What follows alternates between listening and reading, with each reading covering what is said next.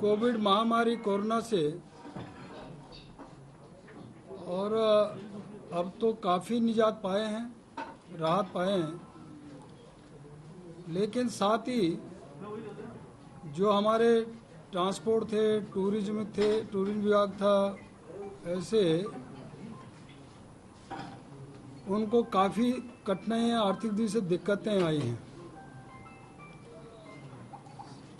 ऐसे लोगों के लिए बिजली, पानी वो भी एक समस्या रही है, तो उसको लेकर के हमने उनको कुछ सुविधाएं जो माफ की जा सकती थी वो किया है। संपूर्ण विश्व की अर्थव्यवस्था पर गंभीर प्रतिकूल प्रभाव पड़ा है, ऐसा जो मैंने बताया, और इसको लेकर सरकार ने वर्ष 2021 में लोगों को स्वरोजगार व्यवसाय पर कोविड-19 के प्रतिकूल प्रभाव से राहत सहायता देने हेतु विभिन्न कदम उठाए हैं, जिसके द्वारा लोगों को डीबीटी के माध्यम से कैश अनुदान, ग्रांट, राहत सहायता, सब्सिडी, रियायत, ऐसे माफी छूट, सहयोग राशि, आदान वस्तु सामग्री और स्थापना सुविधाओं का विकास इत्यादि के रूप में विभिन्न प्रकार की राहत सुविधाएं प्रदान की गई थी, जिस पर वर्ष 2020-21 में सरकार द्वारा 1298 2021-002 21-22 ऐसे जो में इतने करोड़ की धनराशि वितरित हमने की है, जो तय किया अभी मानक में, वो मैं आप सबके सामने रख रहा हूं, और जिसमें लगभग 2000 करोड़ राहत सहायता प्रदान ऐसे हम लोग करने जा रहे हैं। तो इसमें जैसे मैंने बताया कि सभी बिंदुओं को छुआ हमने, स्वास्थ्य एवं परिवार कल्याण तथा चिकित्सा शिक्षा, अपना विद्यालय शिक्षा, आयुर्वेद, होम्योपैथिक, वित्त, पर्यटन, ऐसे ऊर्जा, परिवहन, खाद्य एवं आपूर्ति, महिला सशक्तिकरण एवं बाल विकास, समाज कल्याण, ग्राम विकास, युवा कल्याण, ऐसे इन विभागों में कृषि, शहरी विकास, पंचायती राज, पेयजल, ऐसे किराया पुलिस, संस्कृति, सूचना एवं लोक संपर्क, वन, सिंचाई, ऐसे 2000 करोड़ के लगभग सहायता हमने दी है, और इसमें अलग अलग मद दिए गए हैं, वो मैं आपको ये बंटवा दें भैया, है ना, दे दे। दूसरा, बड़ी संख्या में नियुक्तियां, मैं पहले भी आप लोगों से कहा था कि हर विभाग में हम नियुक्तियां करने जा रहे हैं, और उसकी बड़ी संख्या आपके सामने हम लोग रखने जा रहे हैं। ये हमारा तैयार था, केवल मुझे घोषणा मात्र करनी थी। इस को मैं आपके सामने रखता हूँ। विगत एक वर्ष से कोरोना महामारी कारण विश्व के अर्थव्यवस्था पर प्रतिकूल प्रभाव पड़ा है। उत्तराखंड राज्य की अर्थव्यवस्था भी अछूती नहीं रही है तथा रोजगार पर प्रतिकूल प्रभाव पड़ा है। हमारी सरकार द्वारा युवाओं को रोजगार प्रदान करने के उद्देश्य से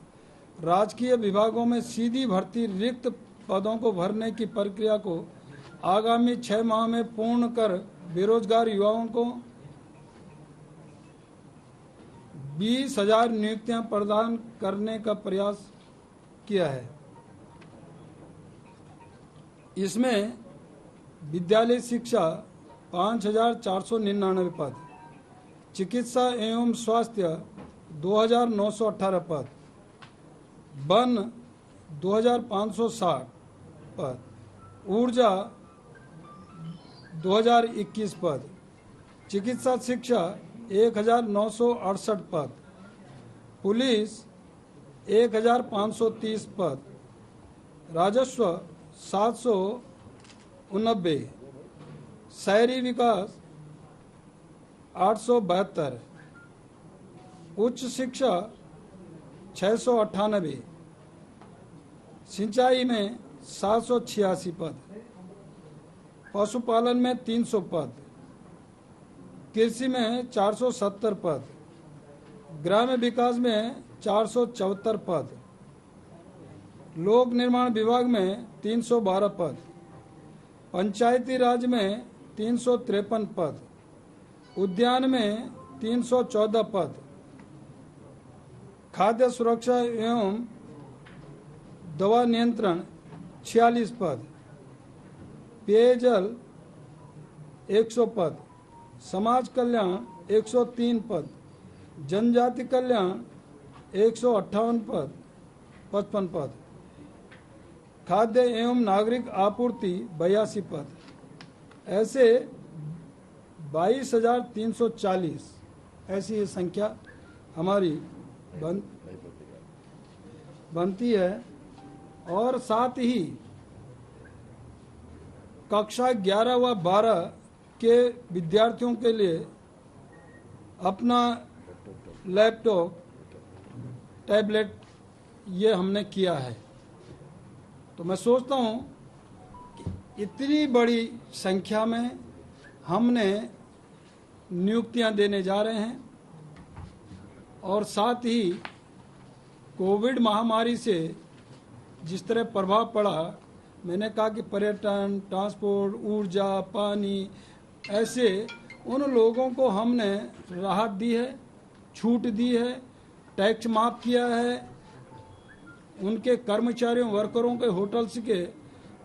जो रजिस्टर्ड हैं उनको हमने एक मानदेय के रूप में भी भारतों से ऐसा देने का काम किया है। यह हमने किया और साथ ही कक्षा 12 तक के विद्यार्थियों को निःशुल्क पाठ्य पुस्तिकाएं ये भी हमने किया। इसके लिए तो माननीय मंत्री जी भी हमने पिछले दिन ही एक जियो जारी कर दिया था और इन सब का जियो जारी हो चुका है। ये मैंने कहा कि मेरा यहाँ पर 2-3 दिन बाहर रहने के कारण ये मैं कर नहीं पाई, घोषणा पहले करनी थी मुझे और वो आज मैंने आपके सामने रखा है, किया है। बाकी प्रतियाँ आपको सबको मिल गई होंगी, ये सारा जो है। तो आप सबका धन्यवाद, नमस्कार। कुछ और भी कहना धन्यवाद।